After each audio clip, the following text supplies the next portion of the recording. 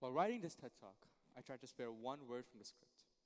A word I didn't want to use at all, but I always found myself coming back to it. That word is sustainability. Often I'm met with yawns, sighs, and eye rolls when I use this word because, trust me, I've been in this position before. Talking about environment, economics, changes and trends to an audience of students, teachers, professionals, administrators, and even my parents. The moment that word comes out of my mouth, it seems that everything I have to say completely loses its effectiveness. The word sustainability has no value anymore. It's eroded in the minds of the population into what it is today. The most popular corporate and social media buzzword of the last decade. Like many of you, I've grown up surrounded by it. Like many students, these past years have marked a significant shift in what students are taught in the classrooms. Nowadays, it's hard to find a science classroom without the SDGs printed and plastered across its walls. It's difficult to come across a core curriculum without international development ingrained deep into it. And yet, ask any student, is all this messaging working? Not really. Inversely, to me, this overstimulation and overexposure to sustainability makes me and many other students cringe at the word. And that's unfortunate because what the word really means is crucial to the world today, which is what it was coined at in 1972 when it was first defined at the UN. Meeting our own needs without compromising the future generation's ability to meet their needs. And as a member of the future generation, I can say that what sustainability represents today is disappointing, or better yet, not what it should be. The world's stagnant progress towards sustainability almost makes it hypocritical that we, or any people in privilege or power, even get to talk about it. The sluggish progress feels hypocritical. We hear speeches at the UN about climate change from celebrities with private jets, politicians pulling out of global agreements while promising progress. Even the activists that we admire often fall short. And the result? A world where meaningful action feels impossible. With every step we take, someone else takes 2 steps back for us. It almost seems as if being climate positive is unnatural. It feels as if the path the world has taken downhill is one we've learned to rely on, where self-destruction is imminent. It's not even just this high-profile hypocrisy. At its core, the challenge of the movement lies in something deeper. The fact that achieving something of this scale needs the cooperation of people on every level of power, every social and economic class to agree to change. And what I've come to learn is that change isn't about facts, reasons, or logic. Change is about incentive. I bet thousands of people have tried to reason with oil executives sitting at a table and telling them, oh, what you're doing is so wrong, like they don't know. Trust me, they know. Unfortunately, knowing the consequences of an action is often not enough to stop someone from making them, especially when the oil industry generates nearly $6 trillion in a year. That money is an incentive for them to overlook the moral appeals. And right now, the world is lacking one major thing to reach our environmental goals, and that's incentives. Halfway through 2017, the President of the United States pulled out of the Paris Agreement, the largest legally binding global initiative on climate action. His reasoning was that the agreement undermined the US economy, a concept that was hard for me to understand, growing up and watching the news as a child. A big question came to my mind. Why do we have to choose between environmental and economic decisions? Chasing that question this past summer, I was blessed enough to work alongside a USAID project called Lascar Cocoa, which dealt with environmentally reliable coffee and cocoa farming practices. I traveled to 4 cities across Indonesia to understand how climate change affects farmers' lives, but more importantly, how sustainability looks for them from their perspectives. I met farmers who are suffering the consequences of a climate crisis that they didn't contribute to. In Medan, Simalunga, Nusa Tenggara, and Bajwa, yearly harvests are inconsistent with global demands and can't meet them, demands that decide their household incomes. Children have to come home after they go to school and work at the farm because every ounce of effort is worth the payback for their families. On my last day before I left Bajwa, I met Ibu Desi. Her house is situated on top of Mount Volobubu, just a 3-hour drive from the main city. And due to emissions and humidity, her house is covered in fog and smoke. and she struggles to get enough sunlight to grow her crops.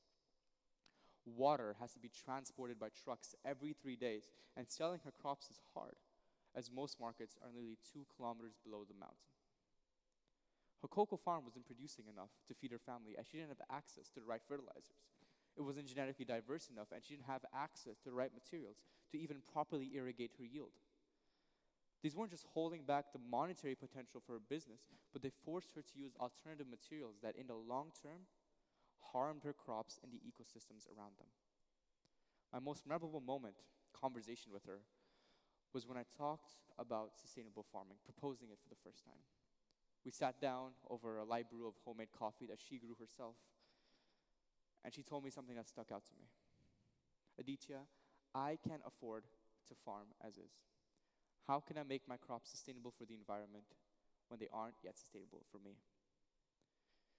In his Nobel Prize-winning book, Poor Economics, Abhijit Banerjee states that the economic decisions of poor people are more rational than ones of the wealthy, since any wrong decision can be devastating for them. Does that mean that we can blame Ibu Desi for her decisions, her choices? I don't think so. For people like her, making environmentally friendly choices isn't a matter of preference, it's a matter of survival. Renewable energy, green farming practices, or even a gas-free stove, those are luxuries that she can't afford. And this isn't just her reality, it's the reality of billions of people. And yet, these are the people who are most affected by the climate crisis. The smoke she lives with daily are things we don't feel in our air-conditioned homes. The inconsistency of our harvest don't touch us when we're sipping our morning coffee. Remember again, change is about incentive, but that doesn't just mean convincing people who have the ability to change but won't. But it's about providing for people who can't make the decisions that are better for the world because it will risk their livelihoods in the process. Luckily, in this case, USAID was able to provide her with resources, equipments, and reasons to harvest her crops better. We brought her crops above market price if they followed our guidelines. But that can't happen everywhere, can it? In the minds of many advocates or blind supporters of going green, there are two distinctly different places.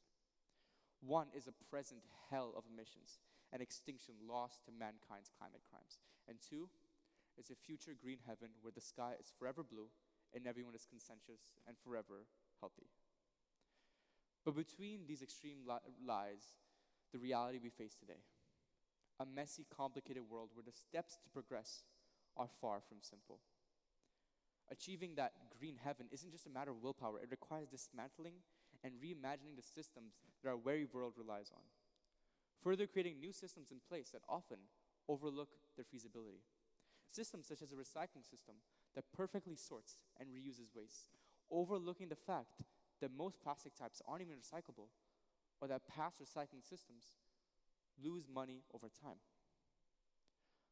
Steps such as offering electric alternatives to gas vehicle owners, again overlooking the fact that no EV company would ever agree to that, or that for most lower income people who own gas vehicles, their source of energy is often diesel generated, scratching the whole point of alternative energy. And it seems that everything set in place is too complex to change, and that no solution would work. And thinking about this complexity, it overwhelms us. It definitely overwhelms me. The burden, the weight of our generation's responsibility to accomplish these impossible things is why so many of us shy away from the topic entirely. It's easier to dismiss the vision of a sustainable future as too hopeful, too unrealistic, rather than confront how far we have to go. But ignoring the problem won't make it go away, will it? In fact, it would be a crime to turn a blind eye to the issues that we must address. The question isn't about whether we should act, it's finding the courage to start. And I believe that's where the answer lies. I believe it lies in redefining what sustainability means, reshaping how we talk about it, and most importantly, making it achievable for everyone. So what can we do? How do we bridge this overwhelming gap, the gap between the feasibility of environmental decisions and the gap of interest in new generation that's stopping us from progressing? Well, first, I think we should remarket. Sustainability isn't a distant utopian goal, it's a series of actionable steps embedded in our life. But here's the catch, that we're overcomplicating it. Right now, much of sustainable education feels like a checklist, linking everything to every single group of SDGs without depth or focus. It's not inspiring, it's exhausting. Instead, we need to slow down. Allow students and communities to tackle one issue at a time with genuine connection and curiosity. For example, a school project where students work with local farmers to create sustainable irrigation systems. One tangible challenge, one solution. Depth fosters understanding, not breadth, and understanding sparks action.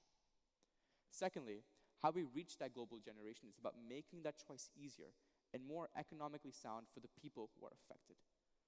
For many of us, making the right choice is a matter of convenience. But for millions, it's a matter of survival. Again, taking people like Ibu Desi, who face the direct consequences of environmental degradation every single day, for her, clean air isn't a debate, it's a necessity.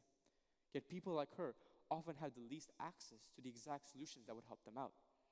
To bridge this gap, we must make sustainable choices not just preferable, but accessible and economically viable for those who need them the most. Programs like the USAID initiative in Indonesia shows us what's possible. Farmers were able to adapt sustainable practices while increasing their incomes. The kind of model providing the tools, training, and incentives to make sustainability a win-win is exactly what we need, rather than in other situations where we would have to sacrifice sustainability for the most profitable choice. Schools, NGOs, and businesses must partner with local communities, not to impose solutions, but to co-create them, using our own privilege and resources to understand and compensate for limitations that people around us face. We can't just tell people to go green without understanding the barriers that they face, can we? Members of this community, youth, we have the benefits, we have the privilege, and we are able to provide and benefit the people who don't have what we have. And that's the key part of this topic. Right now, sustainability feels repetitive, oversaturated, and disconnected from the realities of those it affects most. If we continue down this path, we risk alienating the exact people we need to engage.